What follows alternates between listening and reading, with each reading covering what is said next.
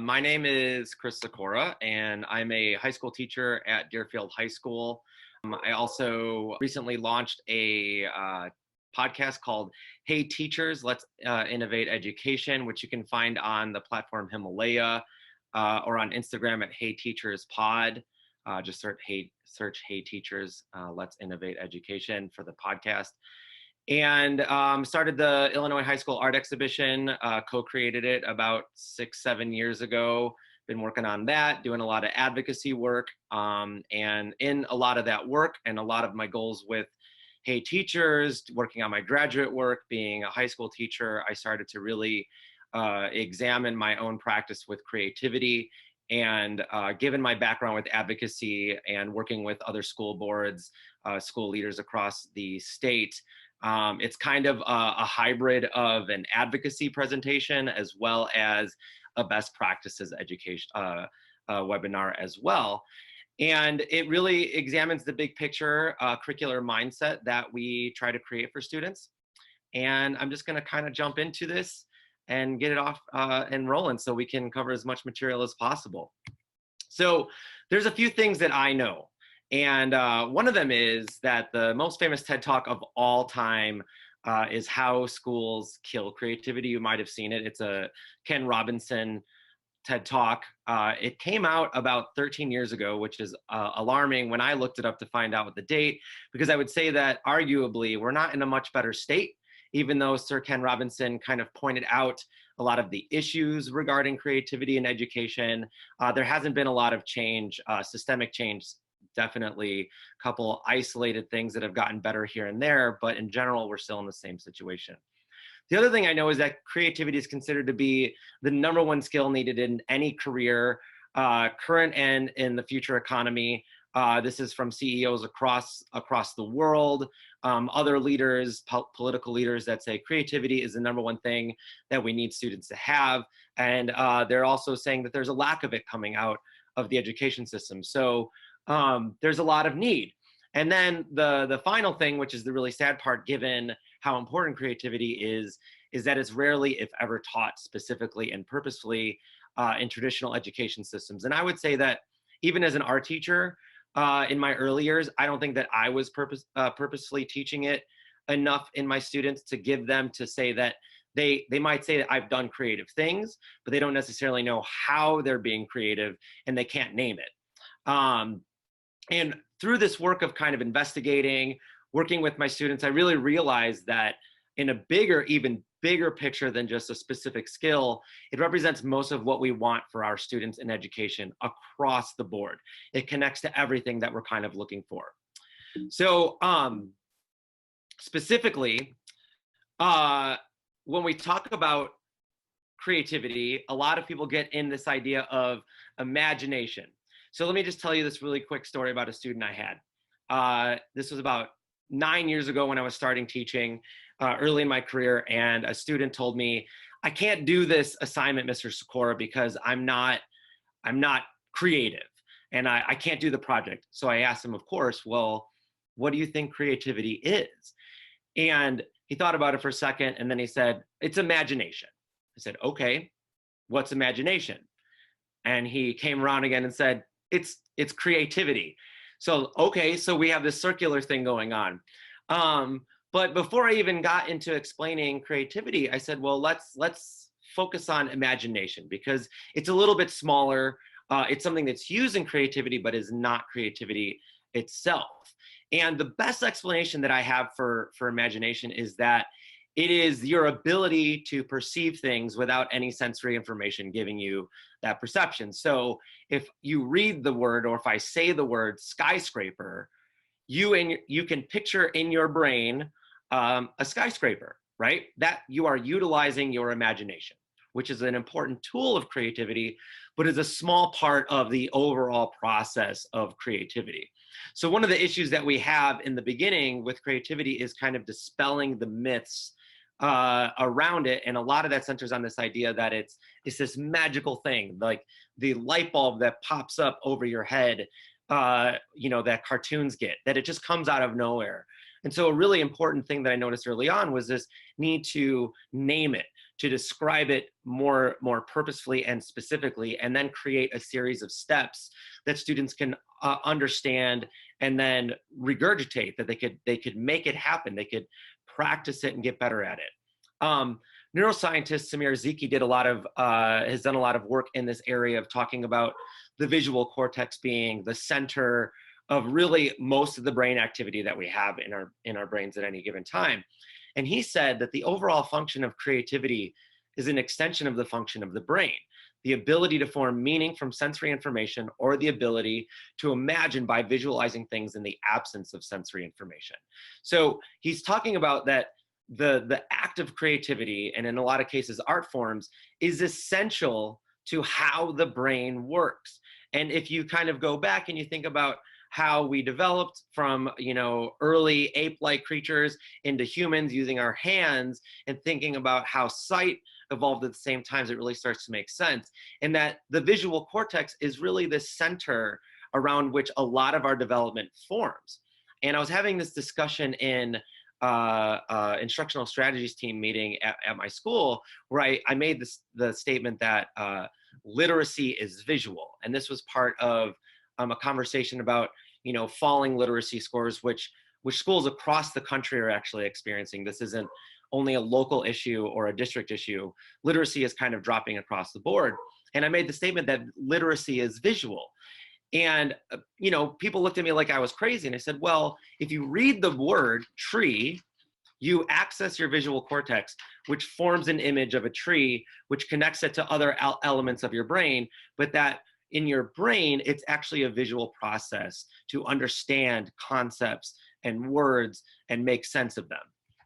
So extending that neuroscience element, what I've really come to in a lot of this investigation and research is that creativity is the operating system for how we learn and how we actualize learning. So one of my favorite elements in neuroscience is looking at inputs versus outputs. And so, for instance, a mouse, the input part of the brain is located right next to the output part of the brain. So when they encounter a stick, they really have one output. It's like input, stick, output, go over it. Human brains have evolved over time to have more space between the input and the output, which allows for different options to take place. And over time, the space has gotten wider. So when we encounter a stick, we can make a lot of different connections to it. We can say, I can pick it up, I can draw with it, I can tap it on the ground to make noises. I can use it as a tool to get bugs out of a tree. And that allows for all these different types of connections to be formed within the brain, that are, our neural synapses are connecting in different ways. And it allows for each unique person to make all these different unique connections between the input and the output. And in my opinion, allows for something that's extremely important, which are failures and mistakes, which are a huge part of the learning process that we don't recognize enough in our traditional approaches, but as a lot of artists understand, is just so essential to learning. And I always give the analogy that I've learned so much more from my big failures in life rather than I have from my successes. We take our successes for granted. When my hockey team won a game, we didn't talk about it. We got excited. We cheered and just, celebrated and went on to the next game. When we lost a game, we watched the video. We break down everything that went wrong along the lines, and we reflect on what happened. We often reflect on our failures more than we do on our successes. And really this idea that creativity is inherently about connections, which I'll build on in a little bit. But in the brain, these are cells, these are neural synapses, these are connections that are formed through our experiences and then the knowledge and content that we're gaining while we're learning.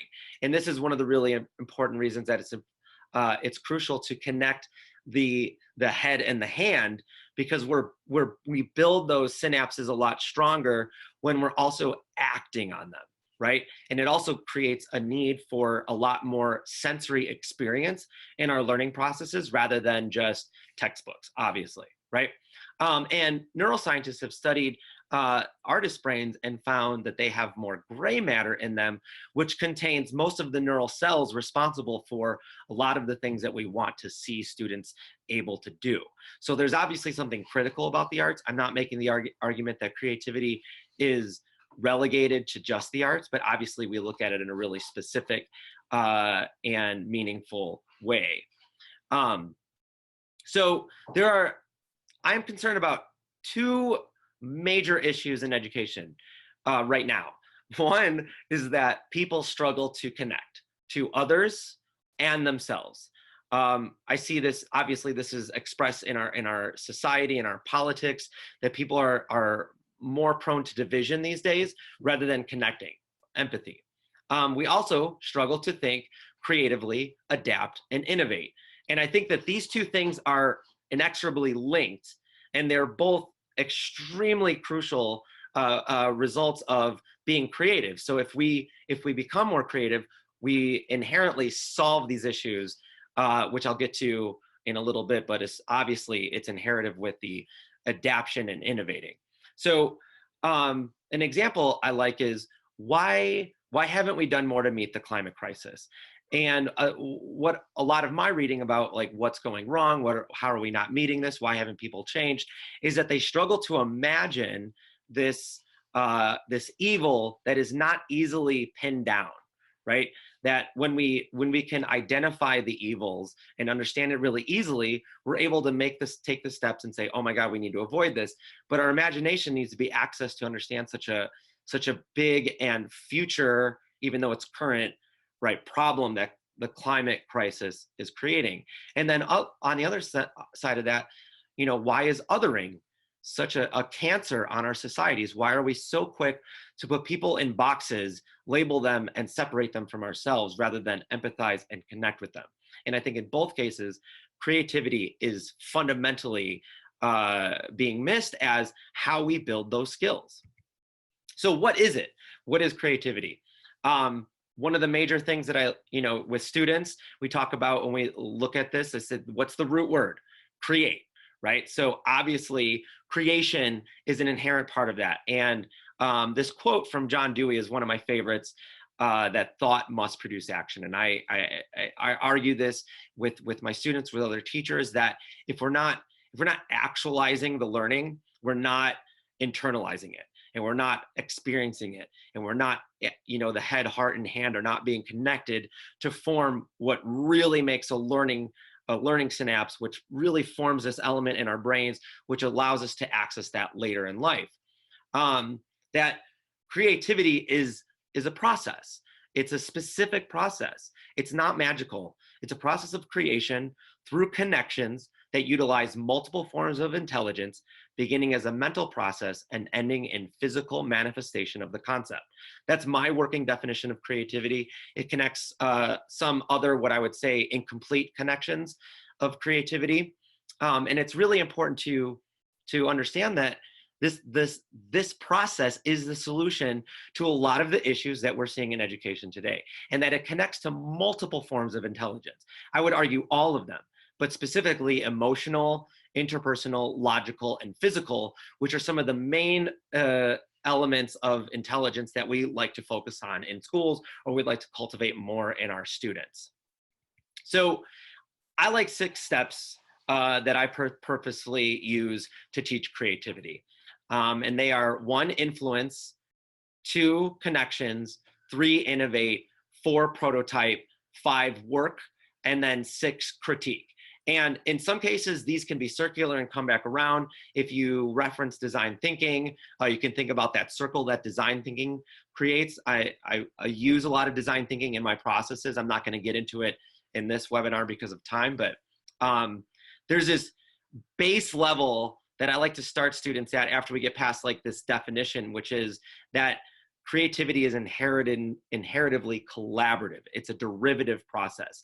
And there's this quote that is an adaptation of a Khalil Gibran quote that says, creativity comes through you, but is not from you. And though it is with you, it does not belong to you. And I'll get, in this next slide, I'll touch on that. So after having that conversation, I like to share two major resources, which have been linked, I believe, in my bio and will be also shared through this process. And one is the Everything is a Remix videos, and the other is the Shots of Awe videos. Both can be found on YouTube. Everything is a Remix has a really great website with other resources that I highly recommend you check out. And it's originally a 4-part series that focused on how everything is a remix and creativity. And it had these basic elements of creativity, which are copy, transform, and combine, which are shown on the screen.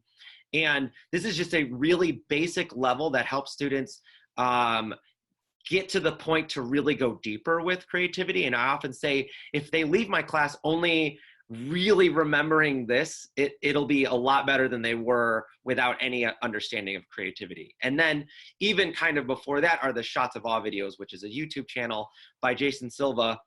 He does the Mind Games on National Geographic. He narrates it. Maybe you're familiar with Brain Games, sorry. You should definitely look at Brain Games too as another great resource from National Geographic. So one of the things that he talks in a video is about the ecstasy of curiosity, which I really recommend checking out. And he talks about how curiosity is this fundamental base level understanding of why we want to learn, what makes us, it makes us excited, it makes us in fervor to be, when little kids are learning something, when my 4-year-old is learning something, he gets, it's emotional, his whole body feels it. And curiosity is a fundamental aspect of that. And, we lose it as we go throughout our educational lives. So jumping back to the Everything is a Remix, some of the major 4 parts were about creativity is derivative, that it's a combination of things, that ideas are tangled. And then he talks about the laws and systems that get in the way of that.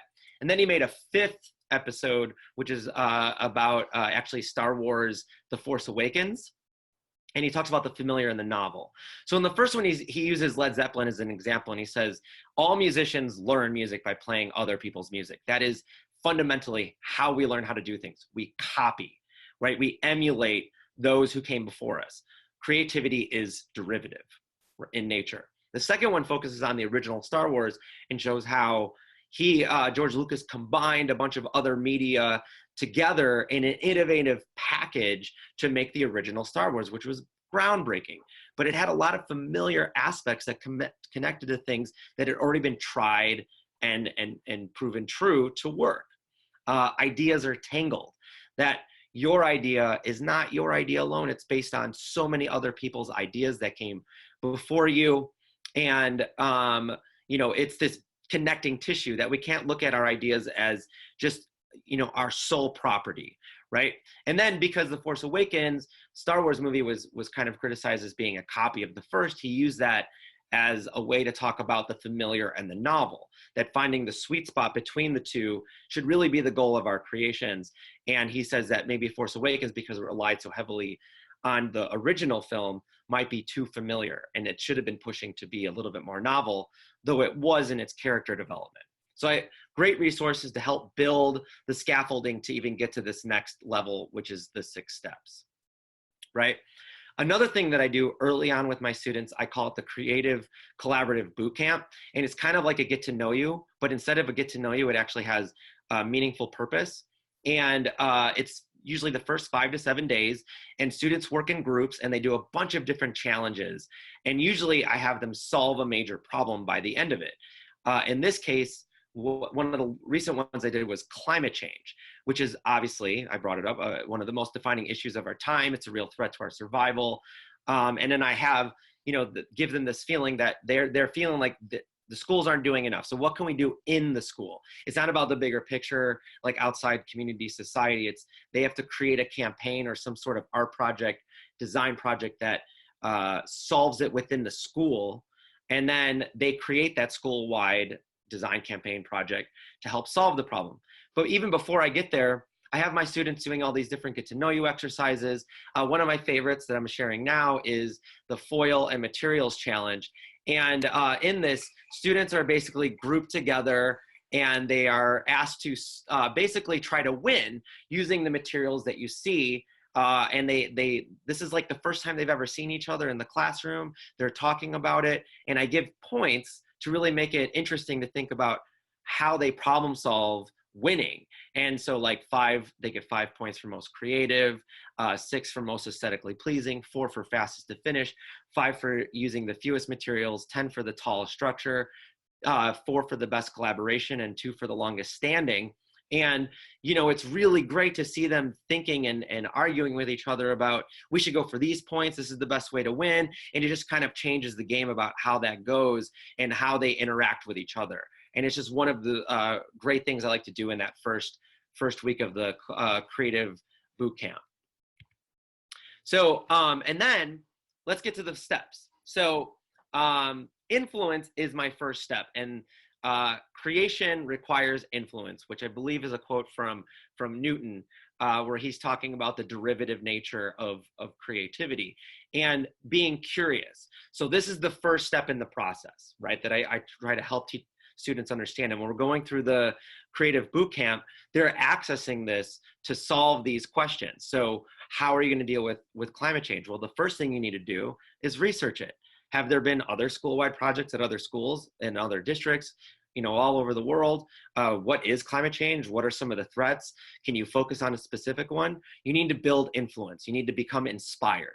And this is a time that students are really building agency and relevance to connect it to themselves. So you have this assignment, now turn it around and connect it to yourself by researching it, looking in your world. Right? I have a Pinterest link there because Pinterest is one of my favorite ways of collecting materials, right? So this is one of another words that I use during this time is you're collecting ideas, collecting materials, and emotionally, this is a very outward process. You are listening to other people's opinions by reading and accessing Pinterest, and you're observing the solutions that other people are making. Which brings us to the second step, which is about connecting that. So now that you have a working idea, you have a better understanding, you've been researching, you're becoming knowledgeable about your issue, you've been influenced, you're inspired, you have some materials, what are you doing with all that? And a big question, and this kind of goes back to design thinking, is who are we working with and for whom, right? So when we're connecting, who are we connecting it to and why?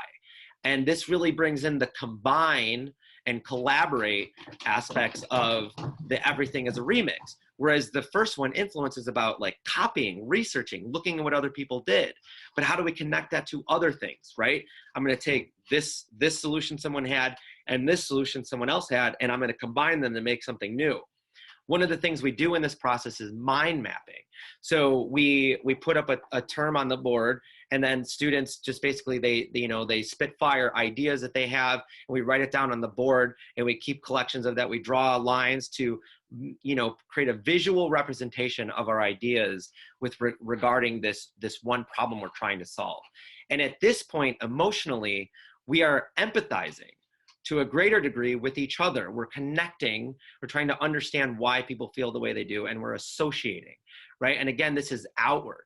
We're still working outward in our process. When we then move to inward, which is the innovation, which everybody understands the innovative process. And I've noticed that a couple questions are popping up. Because of time, I'm gonna try to wait till after we're done and circle back around to answer those questions.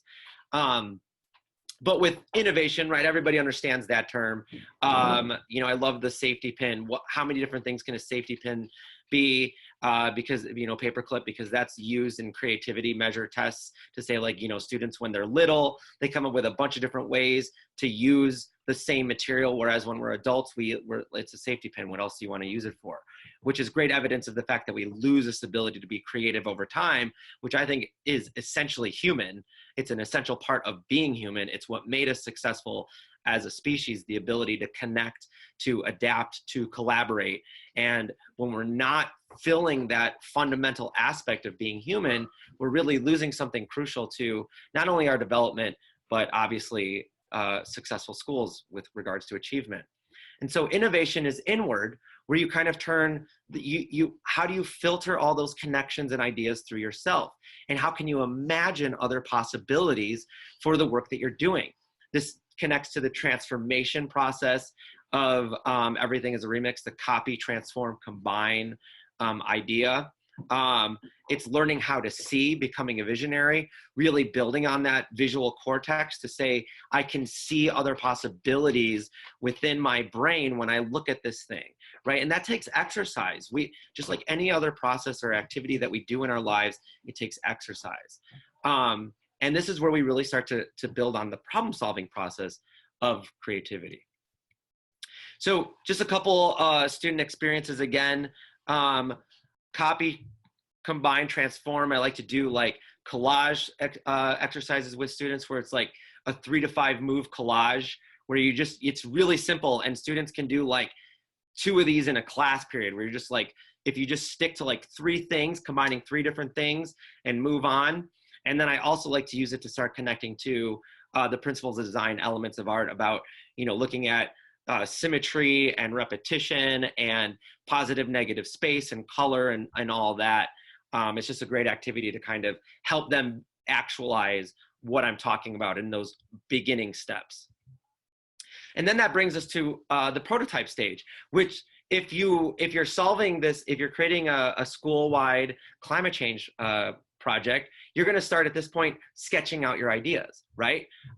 Seeing them, really connecting the head, heart, and hand where you're building. Now that you've made emotional connections, you've made informational connections. Now let's actualize that with our hands. Let's start drawing or sculpting, creating. And a big part of this too is about testing, because we don't want to just like make this finished project, spend all this time on it, and then we test it and it doesn't work, right? This is the time where we can, this is very design thinking, where we test our hypotheses before we go to the finished process. And a lot of this starts, is involved in evolution. So how do you change as the systems create a little pushback, right? And this is where we kind of get into the circle of what I would say is meaningful rigor, the work, the hard part, which brings us to the work, right? So the creating, the actual building of the things that we're trying to do. And one of the elements I like to talk about, or one of my favorite quotes, is the journey is the destination. And in this case, you're building a conversation with yourself, but you're also realizing that it's the work, it's the process, it's the diving in, the immersion that is the journey itself. It's not about, the end product, especially in the arts. It's like the beauty of making it. And this is about becoming fluent in our domains, building up practice and understanding how the materials work, because the materials have a lot of part in connecting to the creative possibilities, right? And this is just an example of my students working through a work process. Specifically, I have a student down there who came up with this idea through the work process to paint on her face and then use that in her painting. And I love her reaction when she's done with it, because she's not exactly happy with the results. She's like, all that work and prep didn't really turn out, but she's learning so much through this work, through this conversation that she's building with the work. And when you're finished, that brings us to critique. Now, there are stages, I think, that are really important that I didn't connect to, and one of them is the evaluation stage. But critique is essential, and I don't think anything is finished until you critique. And I actually don't think there's actual learning without reflection. And critique creates that feedback loop in which you might realize you could have done something better, and you come back. And there's a video that's also shared in the resources about a student's butterfly. And these first graders, they critique his butterfly, and he goes back and he makes another one, and it's on YouTube. And it's really great to see the growth that happens when he listens to what other people have told him was missing in his work. And so it's essential to get other people's points of view. Creativity is inherently collaborative, and this is a truly collaborative process. I can say so many things about other people's artwork, but when I'm looking at my own artwork, I struggle to make those same open-ended reflective connections because I have too much skin in the game, right? And this really builds on growth mindset, that something is never really finished. We have this conversation with my students. They're like, is it ever finished? Is anything ever finished? And that creates a great conversation. But really making sure, and this is what I've done in my practice, is taking time to do it right, span it out over a couple of days. You might not be able to make as many projects in the long run, but that reflection that comes from this, I've noticed leads to better work in the long run. So critique is essential throughout, but obviously nothing is totally finished, in my opinion, until we reflect on it. And that's not all. This is about an hour presentation put into 30 minutes, which I realize I just hit.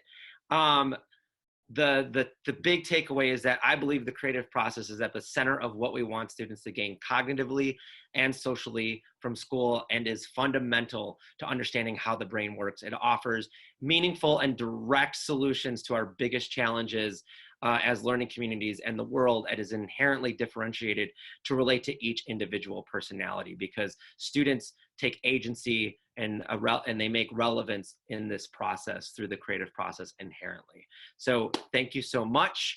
Let's try to answer some questions at this point. Let me look at some of the chat questions. We have a link to them. Definitely check out Kirby Ferguson and Jason Silva on YouTube. Shots of Awe is great. I would go to the earlier videos rather than the later ones. The earlier ones, there's a lot that connect to art. If you type in Shots of Awe creativity, you're going to get like 8 different options. I recommend starting there. The curiosity one is huge. There's one called Ontological Design that I really like as well. Somebody referenced a great TED Talk in the chat. I don't know if I've watched that one. I feel like I've watched all the TED Talks on creativity. I don't know it by name, but there's obviously a lot of great stuff out there. And you use SpongeBob as an image. Somehow my students think that copying something like SpongeBob is okay, but they don't want to do their own original work. How do I get my students to move past the copying stage? Yeah, I mean that, and I would say that there's a lot to be learned from copying. It is really great, but ultimately, it's about that inspiration, right? It's the connection. So really they're in the first stage of the creative process. And how do you get them to go bigger is to say, like, what are you giving to the world? Like, how are you solving problems? I asked them, like, what do you think that you need to do in this class? I've never really personally struggled with students not kind of trying to make their own stuff. I think most students want to. A lot of times I struggle with students doing the projects I assign. And really in those cases, I'm really hands off. And I say, if you can come up with a better project that connects to some of the goals that we're trying to do as a community, so be it. Like, come up with your own thing. I even have sketchbook assignments in a notebook as options for them. Or if you go to chrissikora.com, I have a webpage that has some of my projects, and you could see sketchbook assignments for photography. And a lot of times I just tell my students, go there, click on an assignment or click on an artist, try to emulate that work, but make it your own, right? Obviously filter it through you and shift it a little bit. Like, what can you do to take this to the next level, which is being your own piece? The next question is, how can I convince my admin in an elevator pitch or bumper sticker slogan? Everything you said tonight. It was awesome. Well, thank you so much. You know, every administration is different. I have presented to administrators at large. So I've presented to a room of like 50 board leaders and superintendents, and some of them like stand up and they're like, I totally agree with everything you said.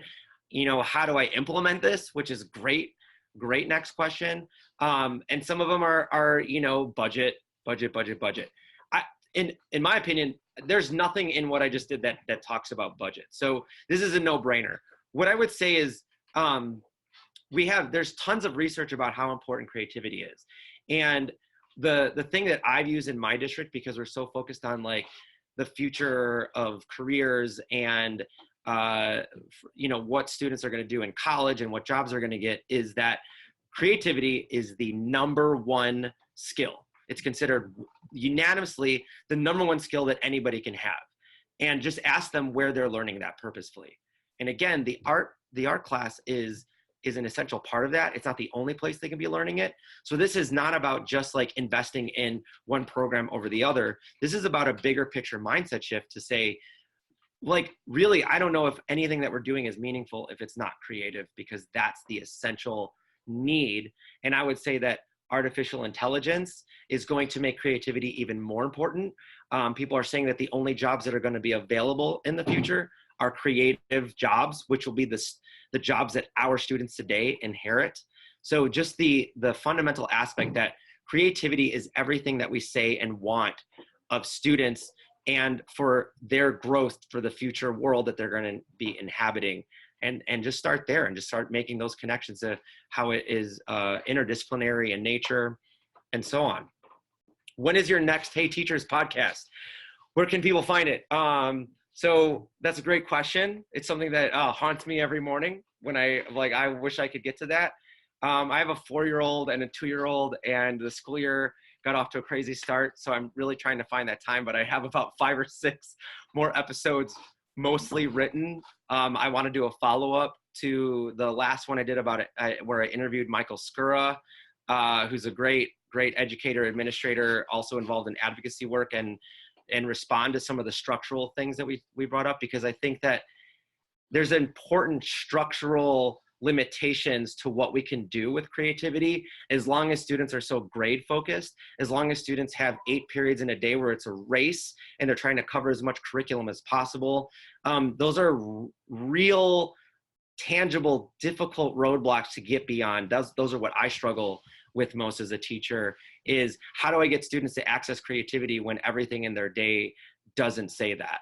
When they've learned how to get good at school, that is the checking off boxes and just following the rules.